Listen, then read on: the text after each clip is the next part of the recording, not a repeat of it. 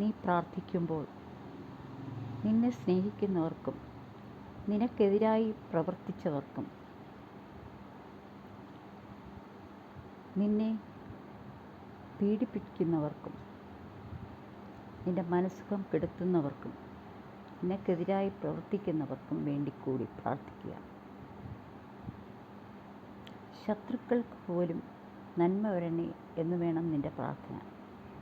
അങ്ങനെയാകുമ്പോൾ ദൈവം നിൻ്റെ മനസ്സ് കാണും. നിനക്ക് വേണ്ടതിൽ കൂടുതൽ നന്മ ആ ആത്മാവ്, ദൈവത്തിൻ്റെ ആത്മാവ് നിനക്ക് നൽകും. പരിശുദ്ധാത്മാവ് അല്ലെങ്കിൽ ദൈവാത്മാവ് ഒരു സുന്ദരമായ ഒരു വേവ് പോലെ നിന്നിലേക്ക് പറന്നിറങ്ങും. നിൻ്റെ ജീവിതം സുഖകരമാകും. നീ ഈ ലോകത്തിന് വേണ്ടി മുഴുവൻ പ്രാർത്ഥിക്കുക.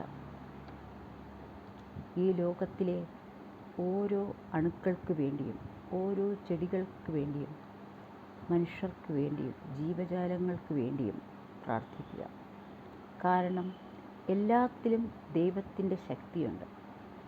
എങ്കിൽ മാത്രമേ അവ എക്സിസ്റ്റ് ചെയ്യുകയുള്ളൂ, അവ മൂവ് ചെയ്യുകയുള്ളൂ, അവ ജീവിക്കുകയുള്ളൂ.